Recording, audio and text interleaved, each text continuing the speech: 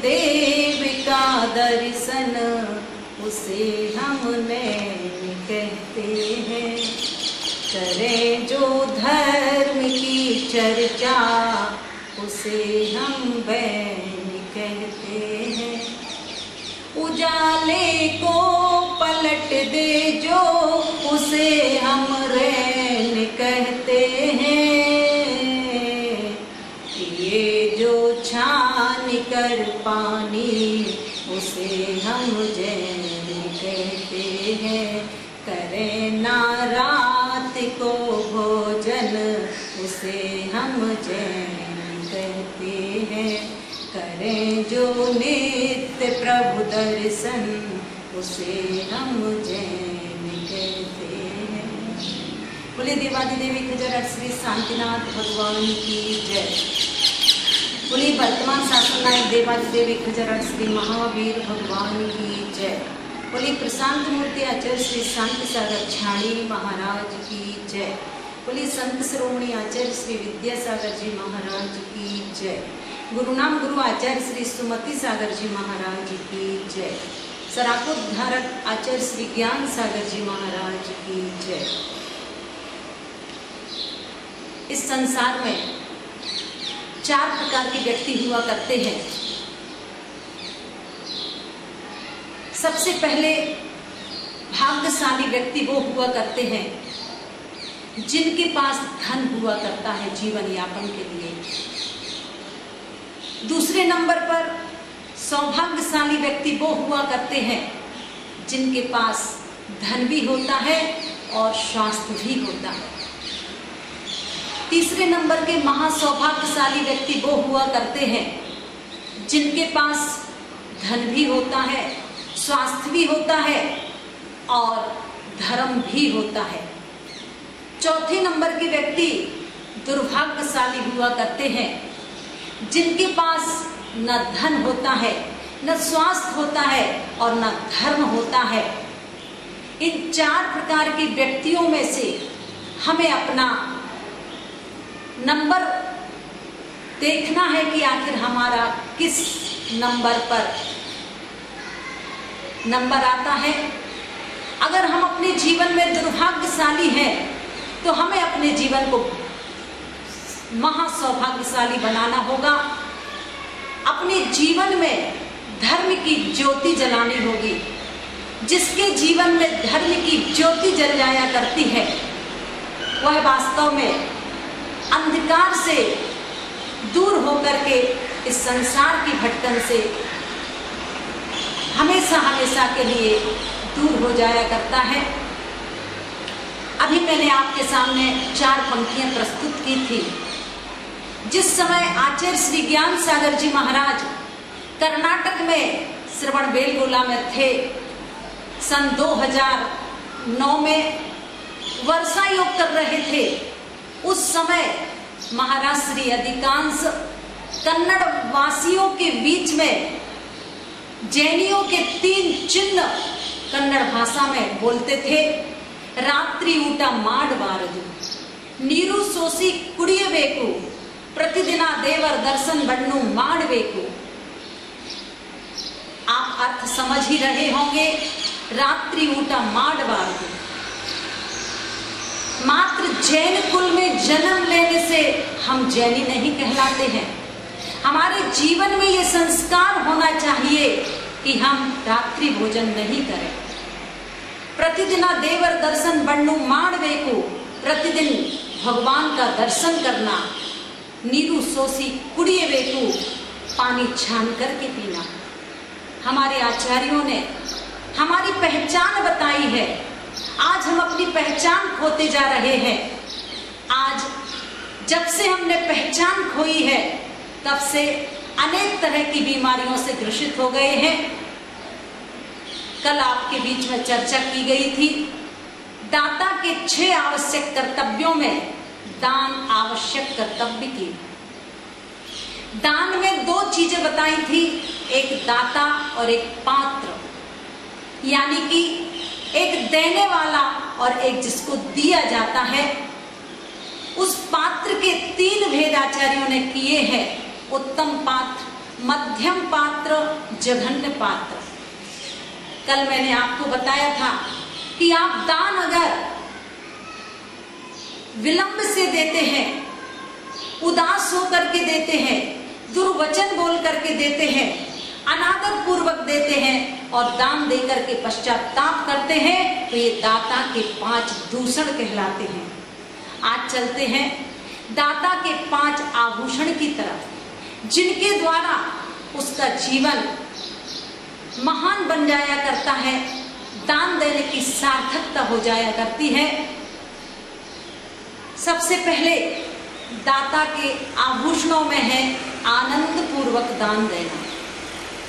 आप कितना दे रहे हैं, क्या दे रहे हैं, ये महत्वपूर्ण नहीं है, किंतु अगर आप आनंद के साथ देते हैं, उत्साह के साथ देते हैं, लगन के साथ देते हैं, तो वास्तव में आपका दान देना सफल सार्थक हो जाया करता है। इसलिए जब भी आप दान दें, आनंद पूर्वक दान देना चाहिए। दूसरे नंबर पर आदर पूर्वक दान देना। आप जितना आदर सम्मान के साथ किसी को भोजन कराओगे, आहार दोगे, उतना ही अधिक आपको अच्छा महसूस होगा। तीसरे नंबर पर प्रिय वचन बोल करके दान देना चाहिए। आप अगर किसी को भोजन कराने के लिए बुला रहे हैं तो आइए भोजन कीजिए, और अगर किसी और प्रकार के शब्दों का प्रयोग करते हैं, दुर्वचन बोलते हैं, तो वह दाता के जीवन में उचित नहीं है। चौथे नंबर पर निर्मल भावों से युक्त होकर के दान देना। आप शुद्धि बोलते हैं, मन शुद्धि, वचन शुद्धि, काय शुद्धि। My mind is pure, my word is pure, my body is pure. यानी कि जिस समय आप दान देते हैं, उस समय आपके मन में किसी भी प्रकार के आर्त रौद्र ध्यान के विचार नहीं होना चाहिए। यह विचार नहीं आना चाहिए कि महाराज श्री हमारे यहाँ नहीं आए, बस उसी के यहाँ चले गए हैं, हम भी तो वही विधि लिए थे, हमारे यहाँ क्यों नहीं आए हैं। या किसी दाता के प्रति आपके मन में ईर्ष्या का भाव नहीं आना चाहिए, आपके मन में अहंकार का भाव नहीं आना चाहिए, आपके मन में रोष नहीं आना चाहिए। इस तरह जब भी आप दान दें, निर्मल भावों से युक्त होकर के दान देना चाहिए। अंतिम आभूषण है दान दे करके अपने भाग्य की सराहना करना चाहिए। समय पर दिया गया छोटा सा दान विशाल वट वृक्ष का रूप दिया करता है। हम अपने जीवन में कभी भी दान देकर के पश्चाताप ना करें। आप यथाशक्ति जितना भी दान देते हैं, अपने भाग्य की सराहना करें, तो निश्चित ये दाता के 5 आभूषण हैं। प्रत्येक दिन आप सभी को जो भी जानकारियां दी जा रही हैं, उसको आप मात्र एक कान से सुनकर के दूसरे कान से ना निकालें। जो अच्छी बातें हैं उनको आप अपने जीवन में अपनाने का प्रयास करें, और अच्छी बातें सुनकर के अपने जीवन की बुराइयों की विदाई करें। तो ये श्रुत संवर्धन संस्थान के द्वारा शिक्षण शिविरों का आयोजन सफल सार्थक हो जाएगा। श्रावक के 6 आवश्यक कर्तव्यों का पालन करना हमारा कर्तव्य है। अकेले मात्र घर गृहस्थी के कार्यों तक सीमित नहीं रहना चाहिए। आज हर व्यक्ति की एक सोच बन गई है, ईट ड्रिंक एंड बी मेरी, खाओ पियो मस्त रहो। पर नहीं, हमें अपने जीवन को मात्र खाना पीना सोना धन कमा लेना यहीं तक सीमित नहीं रखना है। हमें समझना है कि मैं कौन हूँ, कहाँ से आया हूँ, मुझे कहाँ जाना है। और अगर इन बिंदुओं की तरफ हमारा ध्यान चला जाता है, तो निश्चित रूप से हम अपने आप को पहचानने के पुरुषार्थ में सफल होंगे। आचार्य कुंद स्वामी ने समय सार ग्रंथ में कहा है कि आज तक इस जीव ने विषय भोगों की कथाओं को सुना है अनुभव में लाया है, परिचय किया है, पर आज तक इसने एकत्व विभक्त आत्मा की कथा को न सुना है, न परिचय में लाया है और न ही अनुभव किया है। जो एगम जानदी सो सब्बम जानदी, जो एकमात्र आत्म तत्व को जान लिया करता है वो सबको जान लेता है, और जो एगम ना जानदी सो सब्बम ना जानदी, जो एक आत्म तत्व को नहीं जानता है वह किसी को नहीं जानता है। तो निश्चित इस शिविर के मध्य हमें समझना है 6 द्रव्यों की व्यवस्था, 7 तत्व, 5 अस्तिकाय और 9 पदार्थ। चूंकि जैन दर्शन इन 4 स्तंभों पर टिका हुआ है। जैन दर्शन अपने आप में एक महानतम दर्शन है, उसकी अनेक विशेषताएं हैं। तो हमें इस शिविर के माध्यम से जैन दर्शन के रहस्यों को समझना है। छेढ़ाला ग्रंथ के माध्यम से हम किसी और की कहानी नहीं पढ़ते हैं, प्रथम ढाल में स्वयं की कहानी पढ़ते हैं। कहाँ कहाँ किन किन गतियों में किस किस तरह के कष्ट सहन किए हैं, और जब हम उन कष्टों को पढ़ते हैं तो ऐसा ही लगता है हे भगवान, अब ऐसा कोई काम जिंदगी में नहीं करो जिससे नरक गति के द्वार खुले, त्रियंच गति के द्वार खुले, दुर्गतियों से मेरा जीवन ऊपर उठ जाए। इसलिए प्रत्येक व्यक्ति को रात्रि को सोने से पहले भावना भाना है, दुखक खहो कम्मक खहो बोहिलाओ सुगई गमनम समाहि मरणम जिनगुण संपत्ति हो दुमच्छम। हे प्रभु, मेरा अब तक दुर्गति में गमन हुआ है, मैंने नरक गति में कितने कष्टों को सहन किया है, त्रियंच गति के कष्टों को सहन किया है। अब मैं चाहता हूँ कि आपके समान मेरा भी सुगति में गमन हो, और जिस दिन हमारा सुगति में गमन हो जाएगा हम इस संसार की दलदल से ऊपर उठ जाएंगे। इसलिए हमें अपने जीवन में प्रत्येक समय अपने परिणामों का मूल्यांकन करते हुए नाप तौल करना है। ऐसे कोई भाव नहीं करें जिससे हमारा भाव बिगड़ जाए। बोलिए महावीर भगवान की जय। नित्यम ध्यानस्तथा संयम योग युक्ता देवी तुशोकाय भवन्त लोके संसार दुर्गम विषमम तरन्ति। अहिंसा विश्व धर्म की जय। गुरुदेव आचार्य श्री सुमत सागर जी महाराज की जय। बंधु, इस शिक्षण शिविर के माध्यम से आप सब श्रावक धर्म की जानकारी, ज्ञान दर्पण पहला दूसरे भाग के माध्यम से, छेड़ाला इष्टोपदेश और विभिन्न त्यागी व्यक्ति विद्वानों के माध्यम से समझ रहे हैं। सम्यक दर्शन, सम्यक ज्ञान, सम्यक चारित्र, 6 द्रव्य, 7 तत्व, 9 पदार्थ और 5 अस्तिकाय। ये छेड़ाला जो ग्रंथ है, इस छेड़ाला ग्रंथ में सम्यक दृष्टि जो जीव होते हैं, धर्मात्मा जो जीव होते हैं, 7 प्रकृतियों का उपशम, 6 उपशम जिनके जीवन हुआ है, ऐसे भव्यात्मा पहले नरक को छोड़ के अन्य नरकों में नहीं जाते हैं। देखो धर्म की महिमा है। जिन प्रभु की भक्ति, श्रावक धर्म का पालन, शरीर से आत्मा भिन्न है, वीतराग देव शास्त्रों के प्रति जो श्रद्धा आस्था होती है, और स्त्री पर्याय में नहीं जाता है, नपुंसक पर्याय में नहीं जाता है,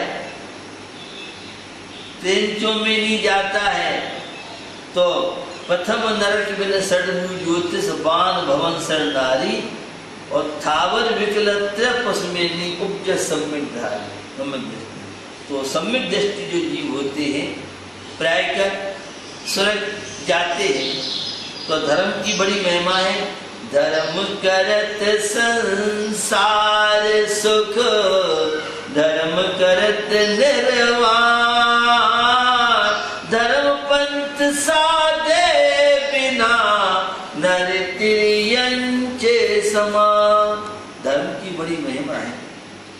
जिनेन्द्र प्रभु की भक्ति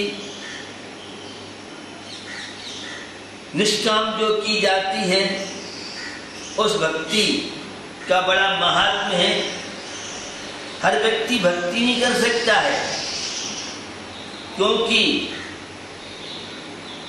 जो वीतराग प्रभु हैं, 18 दोषों से रहित, सर्वज्ञ हैं, हितोपदेशी हैं, ऐसे जिनेन्द्र प्रभु में श्रद्धा आस्था होना बहुत मुश्किल है।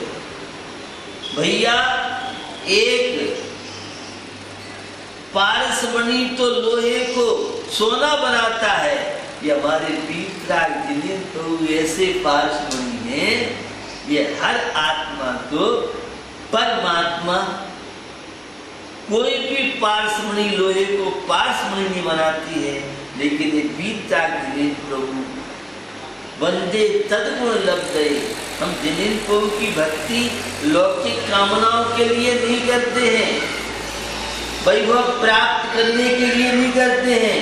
जिनेन्द्र प्रभु की भक्ति करते हैं, वो तीन लोक के नाथ, तीन लोक के परमात्मा हम सब भी बन सके, इसके लिए हम जिनेन्द्र प्रभु की भक्ति करते हैं। तो भैया, ये है सम्यक दर्शन, सराग सम्यक तुम चे, वीतराग सम्यक तुम चे। आचार्य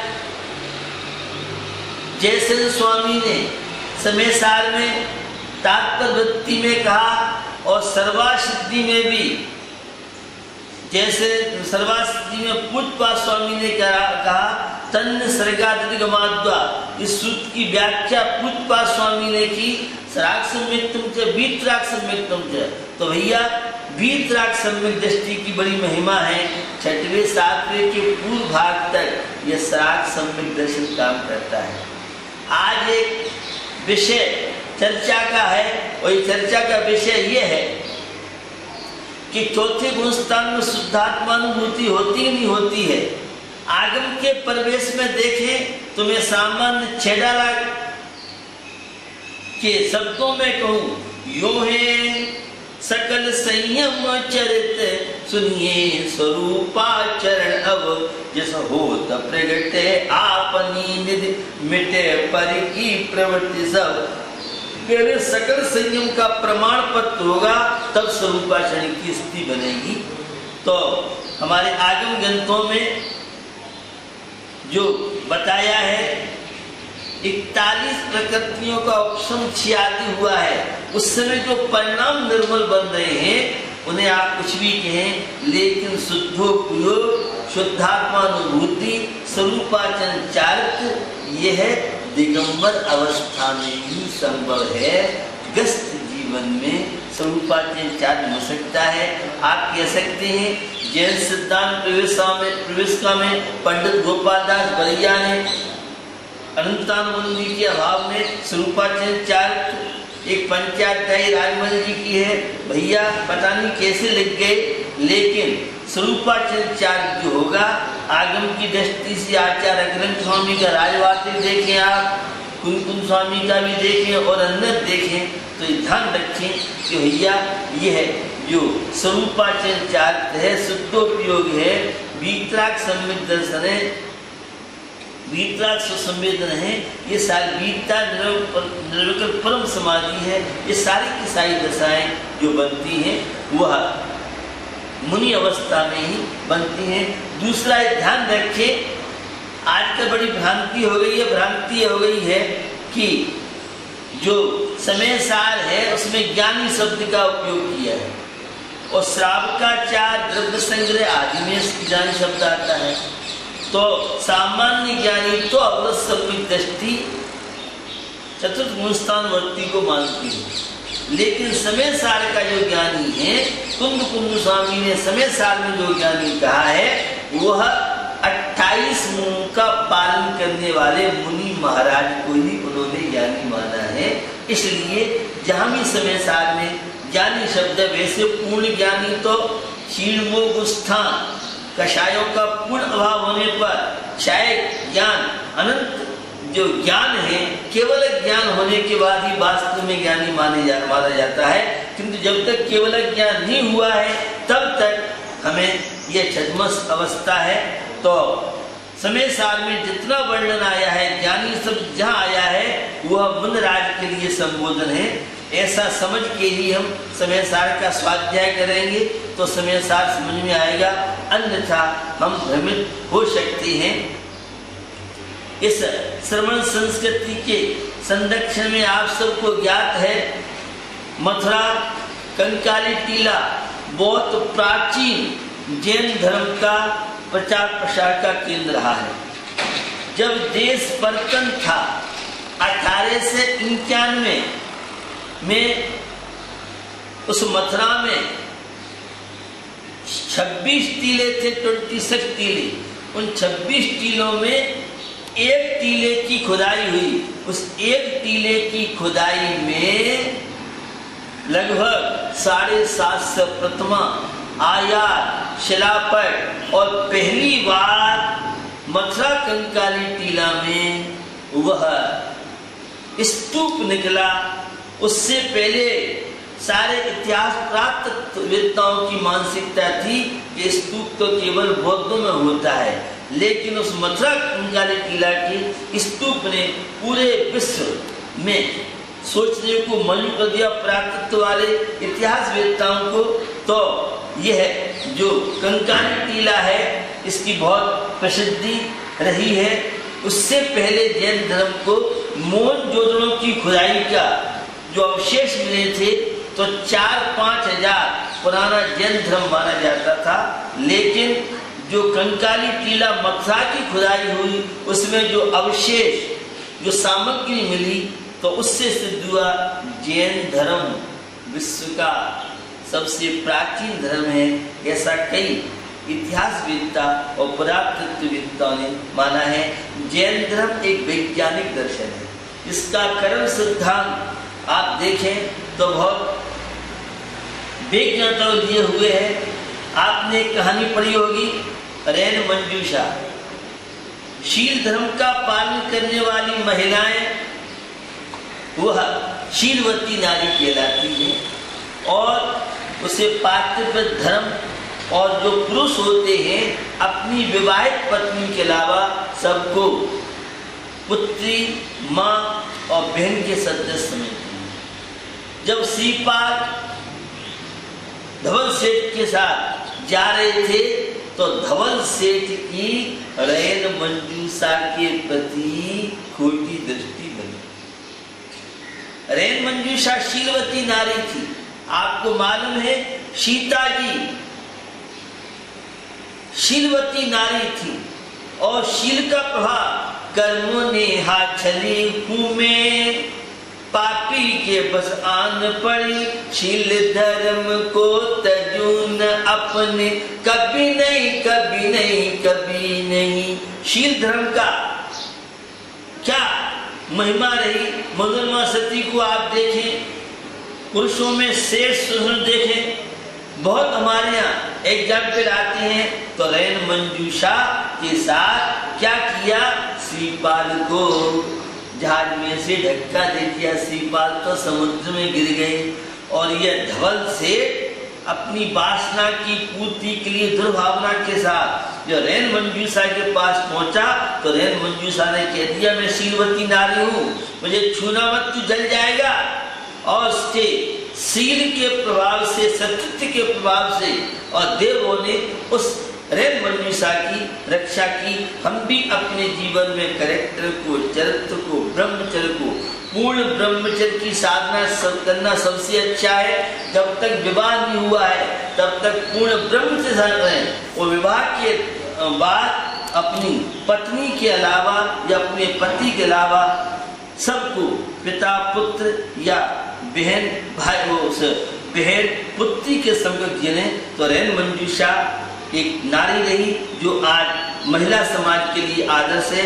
आज विश्व सुंदरी बनकर के नारियां किस तरह से अपने आचार विचार से विमुख हो रही हैं। तो हम अपने जीवन में इस शिविर के माध्यम से साधवा अनेकांत के रहस्य को समझें और श्रावक के कर्तव्यों को समझ के आत्मा का विकास, उन्नति करें। इसी पवित्र भावना के साथ अहिंसा विश्व धर्म।